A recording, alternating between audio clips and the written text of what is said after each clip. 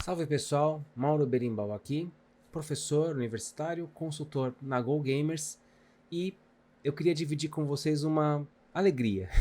Recentemente chegou para mim aqui, ó, comprei isto aqui, ó. Esse é o jogo das Tartarugas Ninja, Shredder's Revenge. Ele saiu, jogo digital que saiu pela Steam, né? E uma empresa chamada Limited Run Games, eles têm aqui no final da caixinha o nome deles aqui, né?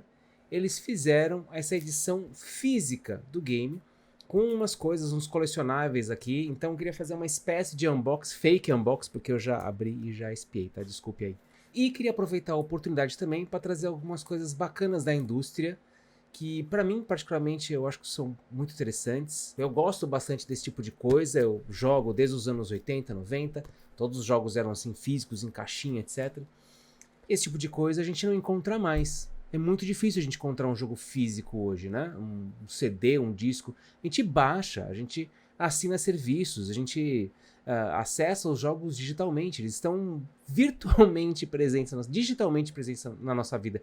Por que isso acontece? Por que nós não vemos mais esse tipo de produto? Isso tem a ver com as dinâmicas da própria indústria de jogos digitais. Mas estou me avançando. Quero primeiro mostrar para vocês as coisas dessa caixinha. Então, a caixa é grande, tá? Tem bastante coisa aqui.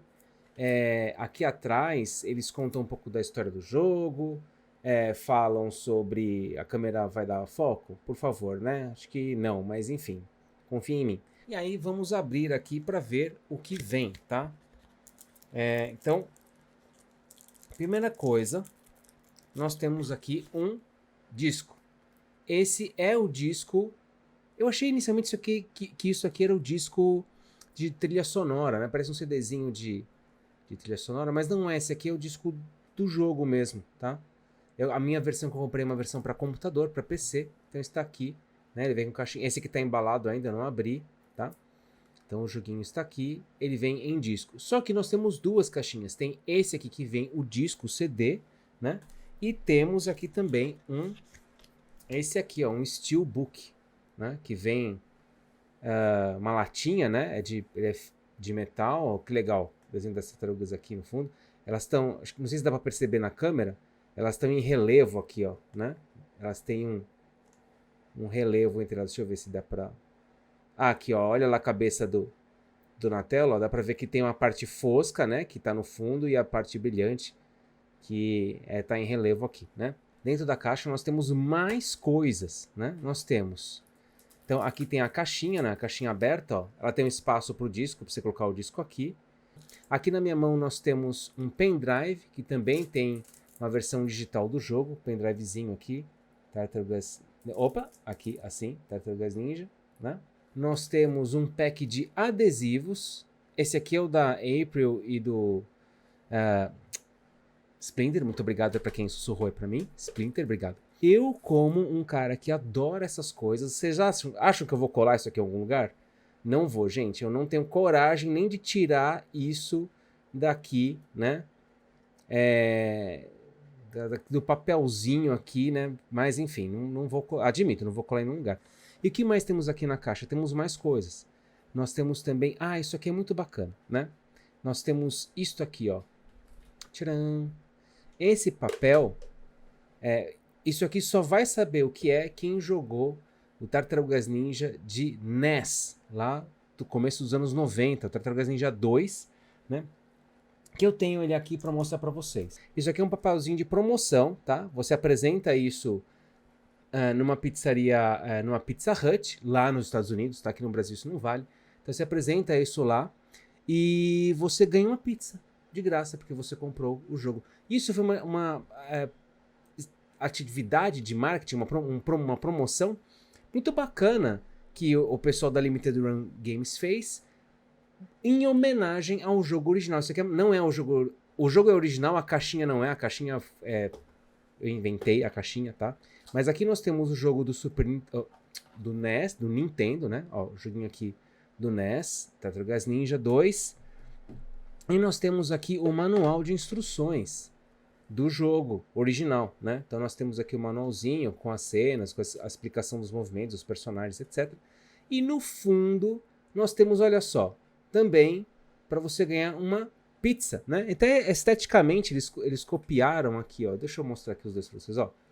Eles copiaram a estética do original. Bacana, né? Pô, isso aqui é uma coisa super de fã mesmo, né? Só para quem jogou esse, para quem se lembrava disso. Quantos manuais não foram recortados, né? Isso que tá no fundo do manual, você tinha que recortar o manual e entregar, né? Expirado em dezembro, 31 de dezembro de 1991. Então perdemos aí, pessoal, a pizza. E claro, nós temos também, né, por último, mas não menos importante, nós temos o manual de instrução do jogo, né, do jogo do Tartarugas Ninja aqui, do novo, né, com, deixa eu abrir aqui, ó, com, explicando os personagens, explicando um pouco da história do jogo, falando aqui, né, das características mecânicas dos personagens, e também algumas cenas do jogo, umas ilustrações bacanas, né, olha que ilustração legal, isso aqui tá com cara de que é do desenho mesmo, eu particularmente não me lembro dessa cena, mas, né, parece meio um duelo japonês, assim, né, bem, né, bom, enfim, estamos falando de ninjas e samurais e tal, né, então faz todo sentido. Ah, e tem outra coisa aqui também, que eu tava esquecendo aqui na caixa. Isto aqui, ó, um mousepad. Agora eu queria dividir com vocês outra coisa. Falei da caixinha do jogo, muito bacana, mas queria dividir com vocês outra preocupação, que é, por que nós não temos mais esse tipo de material?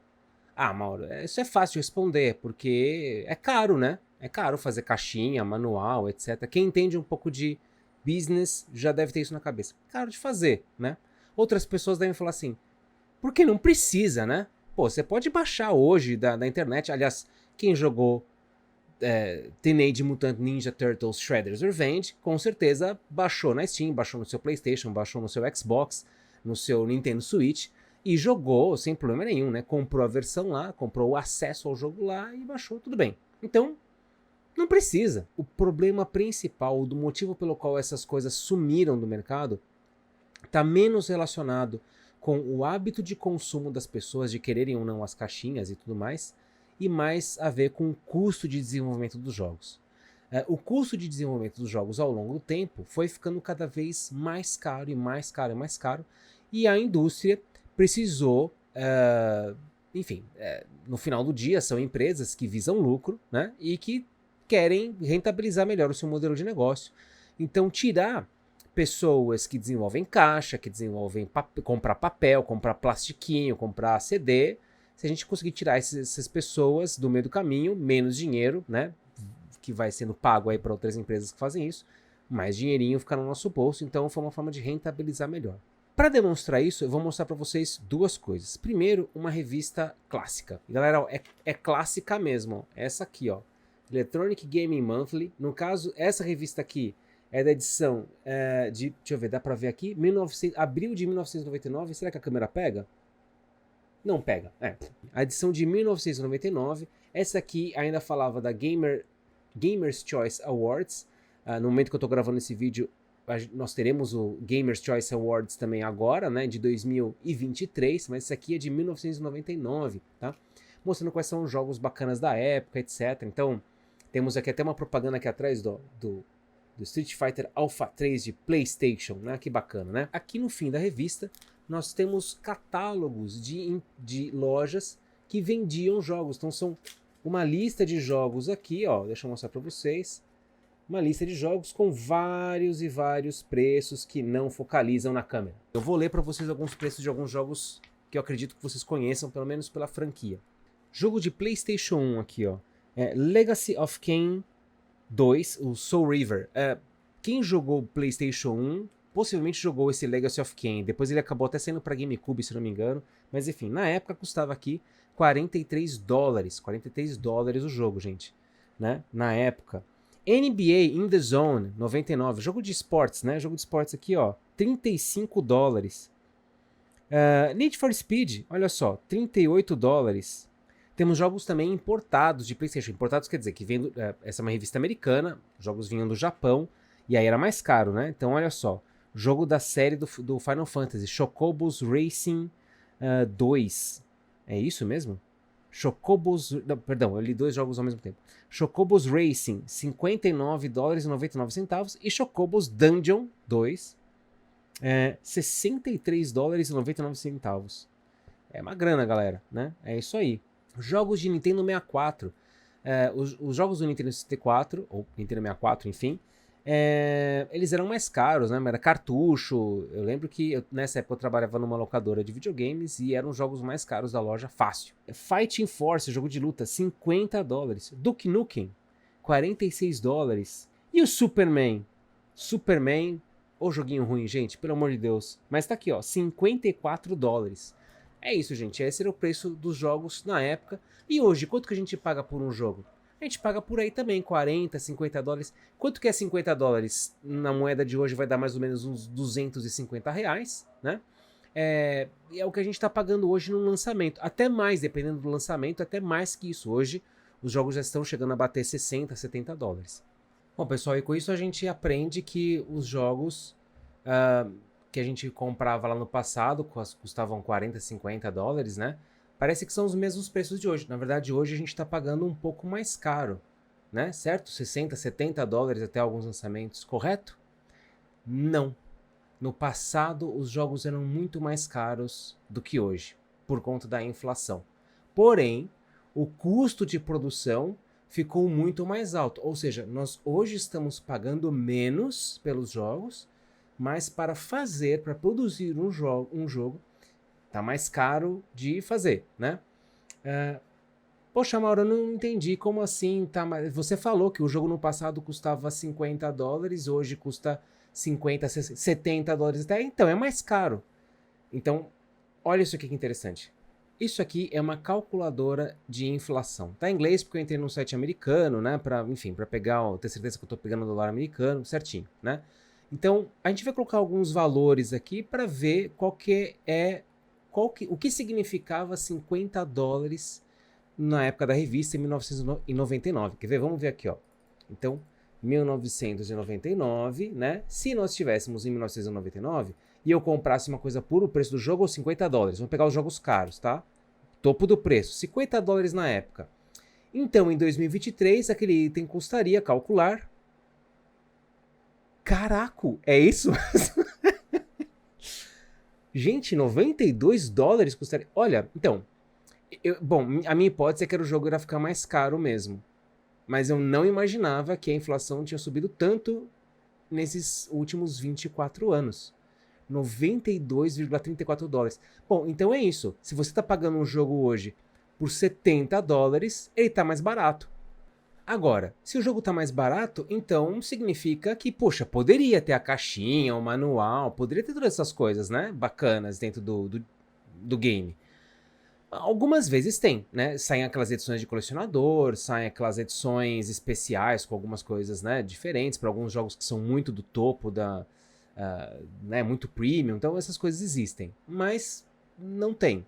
Talvez em parte exatamente porque a indústria tentou mobilizar os consumidores a comprarem mais jogos, baratear isso para possibilitar que mais pessoas comprassem, né? O que aconteceu mesmo ao longo do tempo.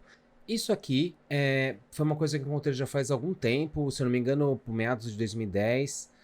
Foi uma palestra da equipe da Factor 5, que é uma desenvolvedora de jogos. Produziram muitos jogos para GameCube, né? A série Star Wars, tem uma série de jogos do Star Wars, Rogue Squadron e etc., que foram feitas pela Factor 5. Enfim.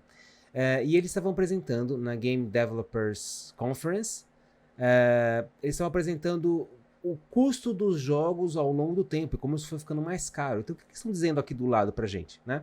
Que, olha só, os jogos da era do 16-bit, né, Mega Drive, por exemplo, eles custavam pouco. Deixa eu dar um zoom aqui, ó, pra vocês. Ui. Pronto, tá melhor pra enxergar. Então, vamos lá. Então, esse aqui, o que ele tá dizendo pra gente? Que na época dos jogos 16-bit, os jogos custavam entre $50 e $300 mil pra desenvolver, né? E, enfim, custavam relativamente pouco. Isso aqui é a quantidade de pessoas, essa barra aqui, né? Quantidade de pessoas envolvidas no projeto. Então, a gente tinha poucas pessoas, até 10 pessoas, vamos dizer assim, no projeto, e eles custavam entre $50 a $300 mil para desenvolver, que hoje é mais ou menos o preço dos jogos da indústria indie, né? Eles estão mais ou menos por aqui, depende do jogo, claro, né? Mas isso pode ser uma boa comparação. Depois, eles foram aqui pro Nintendo 64. Ó. No Nintendo 64, os jogos já subiram em termos de quantidade de pessoas e de preço, ó, já 3 milhões. GameCube, até $6 milhões. E aqui no final, galera, olha isso aqui, ó, os atuais jogos, isso atuais que estão falando lá de 2010, 15, talvez tenha sido essa palestra. Tá aqui, ó, entre 17 e 20 milhões. Ó como essa, né, como isso cresceu. 17 a 20 milhões de dólares. Aqui quantos que eles estão falando de pessoas aqui, ó? 120, uma equipe de pelo menos 120 pessoas. Isso há talvez 15 anos atrás, hein? Agora essa pesquisa aqui eu gosto bastante. Essa aqui é a pesquisa do Ralph Koster. Ralph Koster, ele é um autor de livros, eu já li esse livro dele aqui, ó, né? Esse aqui é Theory of Fun, é muito legal. É um livro que ele fala sobre como que os jogos como que os jogos são divertidos, o que faz um jogo ser divertido, né? O que nos diverte? Ele vai para as áreas da neurociências para pesquisar isso, eu achei particularmente bastante interessante. Ele constrói um texto, uma pesquisa, que fala exatamente sobre o custo dos jogos ao longo do tempo. Então, a primeira coisa que ele mostra aqui, ó, puxar esse gráfico para cá, puxar esse gráfico para cá, assim, né? Primeira coisa que ele mostra é essa escala aqui, né? É uma escala logarítmica, né, que ele constrói aqui, mostrando o preço do jogo em dólares, isso que foi em 2017 que ele montou, tá? Então o preço do jogo em dólar, e o tempo, quanto que o jogo foi lançado, né? Então a gente está vendo que os jogos aqui, para desenvolver, para construir um jogo, eles custavam um certo valor, tá em milhões, tá? Então chegava a ter aqui nos anos 80, 90, 1 milhão de dólares, aqui 10 milhões de dólares, aqui já começa a subir para casa dos 100 milhões de dólares, né? Os jogos começam a ficar bem caros, chega até um pico aqui, até o pessoal chegando aqui nos 500, possivelmente 500 milhões de dólares de desenvolvimento. Então os jogos foram ficando mais, né? E essa linha principal está mostrando também a produção da indústria, né? Então a indústria tem ficado mais caro. Pô, Mauro, mas esse monte de número aqui embaixo, isso aqui possivelmente é a indústria indie, tá? Então tem vários jogos que abriram aqui depois, e jogos de celular também, mobile games, né?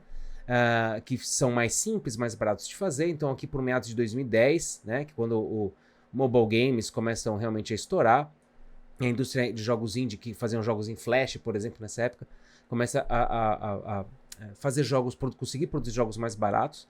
Mas mesmo assim não é tão mais barato não, tá? Tem alguns jogos aqui na casa dos 100 mil, 200 mil, 300 mil aqui embaixo.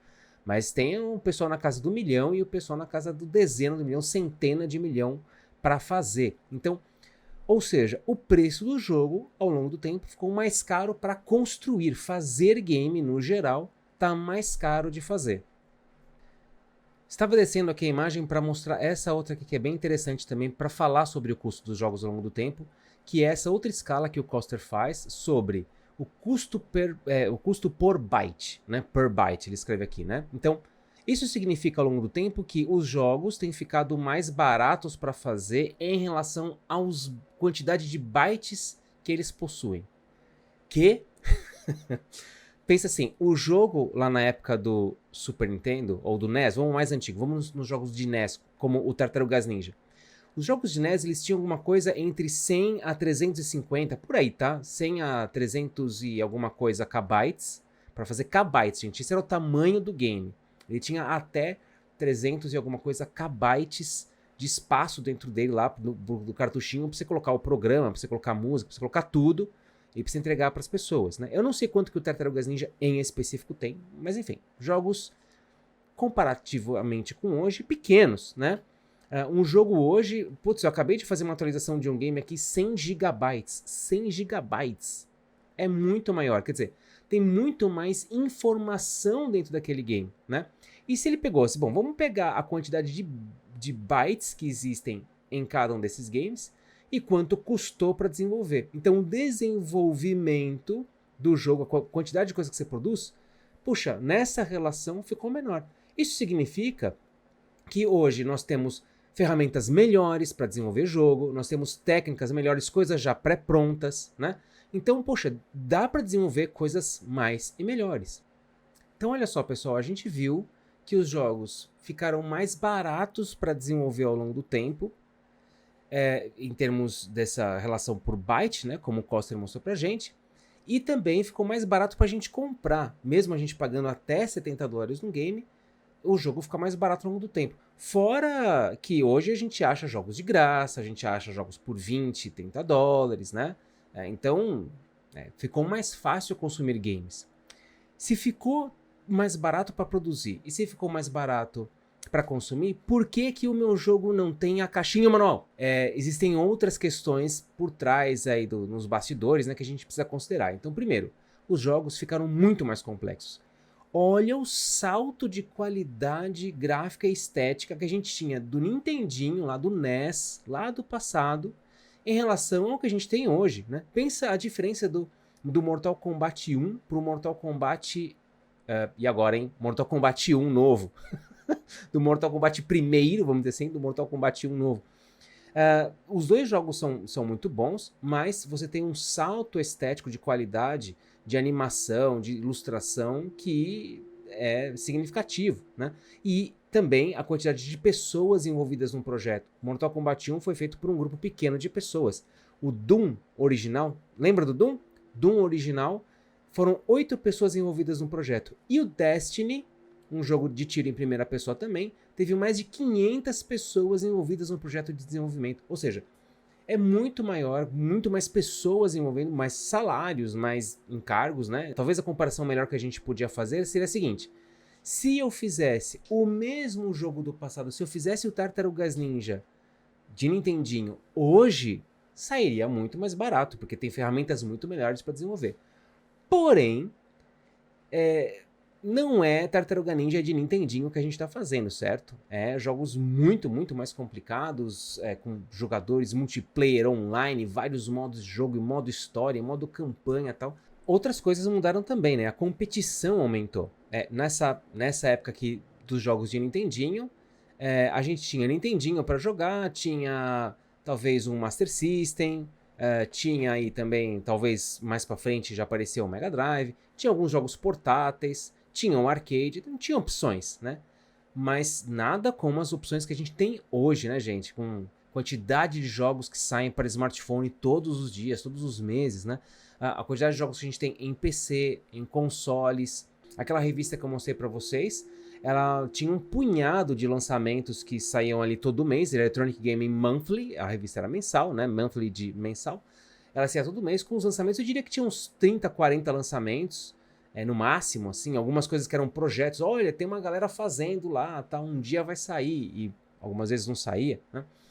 E hoje não, gente, só em jogos de celular são mais de 1000 jogos por mês que saem, 1000 jogos por mês que saem só para smartphone, né? Então, e por que a competição fica muito maior para quem desenvolve? Os custos de marketing ficam maiores também, ou conquistar clientes novos fica mais difícil. Campanhas globais de lançamento de um jogo, né? Então essas grandes campanhas, isso entra nos custos de desenvolvimento também. Como é que eu vou fazer? Fiz o jogo, agora preciso vender o jogo e dar-lhe dinheiro de marketing aí que não é pequeno, né? E no final do dia a gente sabe que o preço, na verdade, total do desenvolvimento do jogo ficou maior, como eu mostrei para vocês naquele primeiro gráfico. O custo de eu fazer um jogo de Mega Drive e competir, e fazer, ou de NES, né?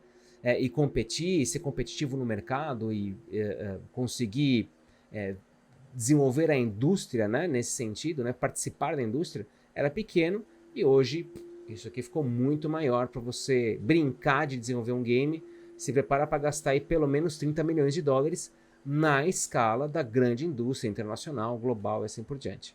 Então aí a gente tem algumas consequências também, né? Quais são as consequências desse aumento do preço do desenvolvimento? Bom, a primeira consequência é que a gente começa a ver mais franquias, mais reboots, né? Ou seja, mais jogos que foram sucessos do passado, ou mecânicas que são já reconhecidas e bem-sucedidas. A gente vê isso sendo reaplicado várias e várias vezes. Então, um jogo faz sucesso, vamos replicar o jogo. Pokémon, Mario, Assassin's Creed, são várias franquias aí, entre algumas só das centenas que existem aí, franquias de jogos que constroem um modelo bacana e vão replicando esse modelo ao longo do tempo. Então, uma das consequências é que, porque o investimento é alto, porque é caro desenvolver jogo, você acha que eu vou arriscar 300 milhões, né, para fazer o game? Acho que não. Acho que eu não vou arriscar. Vai que as pessoas não gostam. Então vai nas fórmulas conhecidas, né? O outro fator é fazer jogos mais simples, tentar ir para um outro caminho. Algumas indústrias fizeram isso. A Sega, por exemplo, ao longo da sua história, saiu do território de hardware e da grande indústria de games para apostar em outras coisas, em outros espaços, virar uma soft house, diminuir um pouco esse investimento, né, esse risco. As empresas estão cada vez mais tentando diminuir custos. E dentro desses custos, o que vai cair? A caixinha, a caixinha, o CD, etc. Não só custo da matéria, da coisa, né, do jogo que a gente compra, mas do hardware também, né? De você fazer um aparelho com um disco, enfim. Eu, sinceramente, acho que é um milagre a gente ainda ter um PlayStation que aceita disco, tá? Eu não sei não. Será que o próximo PlayStation 6, 7 vai ter disco? E o outro caminho é também variar os modelos de negócio. Talvez não valha a pena só vender o disco, né, ganhar dinheiro só vendendo o jogo, mas ganhar dinheiro de outras maneiras, ganhar dinheiro com a lojinha dentro do game, ganhar dinheiro com serviços, né? Então você poder lá comprar uma roupa para o seu personagem, ou você comprar algo para te ajudar a progredir no game, acontece também. Você abrir espaço publicitário dentro do seu jogo, vender espaço publicitário dentro do game. Oferecer para os jogadores assinaturas, então em vez de você comprar o jogo de uma vez, você assina uma mensalidade, né? As vendas de temporada também, temporada nova do League of Legends, temporada nova de Fortnite, de Destiny que eu jogo, eu curto bastante. Se você acha que, como eu, que você gosta das caixinhas do manual, você gosta de colecionar, bom, primeiro que você é uma figura rara, tá? Já te digo, a maior parte das pessoas tá super feliz com o modelo de baixar, aparentemente tá super feliz com o modelo de baixar jogos, né? De comprar o direito de uso na Steam, então tem funcionado.